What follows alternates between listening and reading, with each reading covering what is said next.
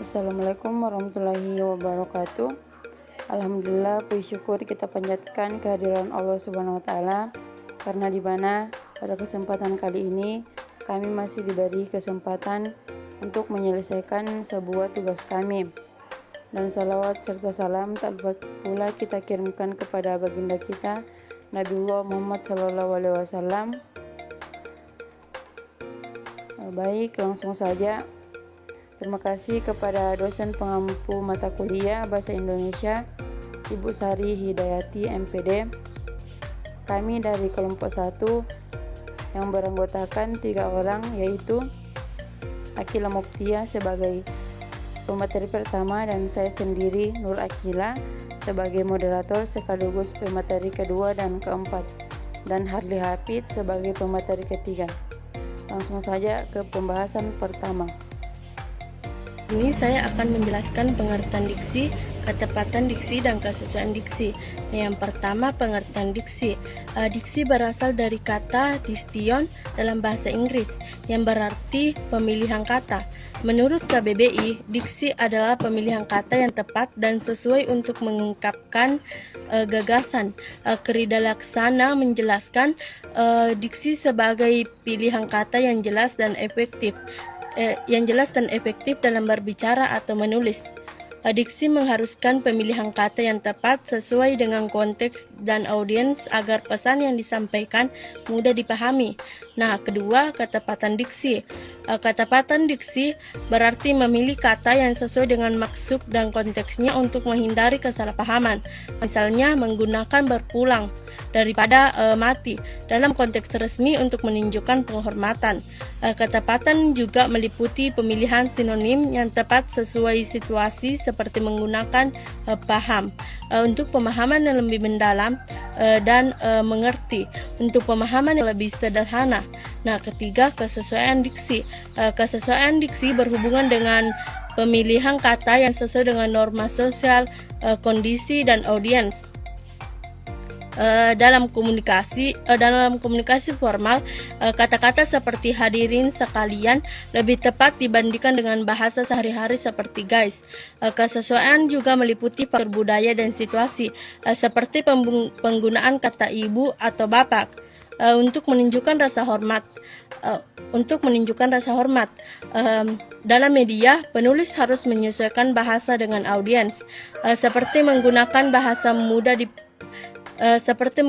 bahasa mudah dipahami dalam artikel jurnalistik atau bahasa teknis. Selanjutnya, poin B yaitu perubahan makna denotatif dan konotatif. Nah, perubahan makna adalah fenomena linguistik di mana arti sebuah kata berkembang atau bergeser dari makna awalnya karena pengaruh sosial, budaya, atau cara penggunaannya dalam kehidupan sehari-hari. Perubahan ini menyebabkan suatu kata memiliki makna yang lebih luas, lebih sempit, atau bahkan berbeda dari makna aslinya. Dalam perubahan makna terdapat 2 jenis utama yang sering dibahas, yaitu makna konotatif dan makna denotatif. Keduanya merupakan 2 sisi dari sebuah koin yang sama, tetapi memiliki karakteristik yang berbeda dan seringkali saling melengkapi. Baik, selanjutnya materi bagian C yaitu klarifikasi kata. Yang pertama, kata umum dan kata khusus. Kata umum merujuk pada kelompok besar atau kategori tanpa spesifik, contohnya makanan, binatang, dan warna. Sedangkan kata khusus merujuk pada sesuatu yang lebih spesifik dalam kategori. Contohnya itu ayam, binatang, mie goreng, makanan, biru, warna. Dan yang kedua, kata abstrak dan kata konkret.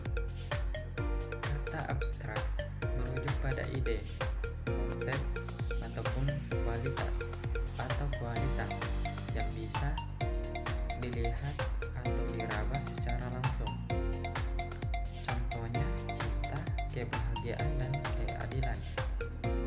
Sedangkan kata konkret merujuk pada sesuatu yang nyata, bisa dilihat, bisa diraba, ataupun diukur. Contohnya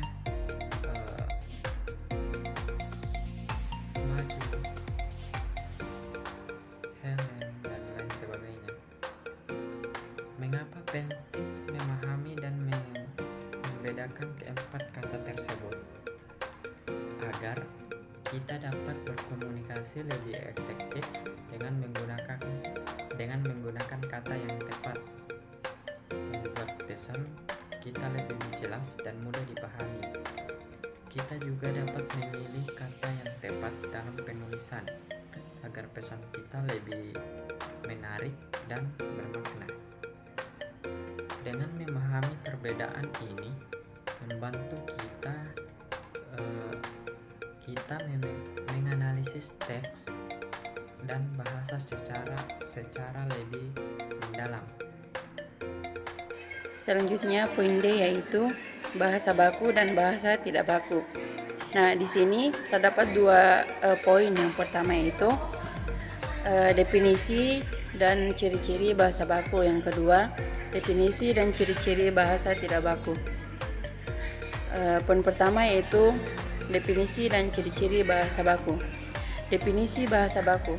Bahasa baku adalah bentuk bahasa yang mengikut kaidah atau aturan tata bahasa yang telah ditetapkan secara resmi. Ciri-ciri bahasa baku yang pertama yaitu mematuhi kaidah tata bahasa resmi. Kedua, digunakan dalam situasi resmi. Ketiga, bersifat logis dan sistematis. Keempat, konsisten dan seragam. Contohnya seperti saya akan menghadiri rapat besok pagi. Poin kedua yaitu definisi dan ciri-ciri bahasa tidak baku. Definisi bahasa tidak baku. Bahasa tidak baku adalah bentuk bahasa yang tidak mengikuti kaidah tata bahasa resmi.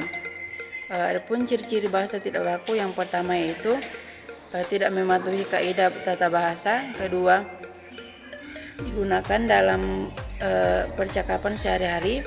Ketiga, mengandung istilah silang atau regional. Keempat, kurang cocok untuk situasi formal. Contohnya seperti gue bakal ke rapat besok pagi.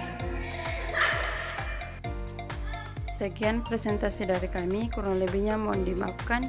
Wallahul muwaffiq ila aqwamit thoriq. Assalamualaikum warahmatullahi wabarakatuh.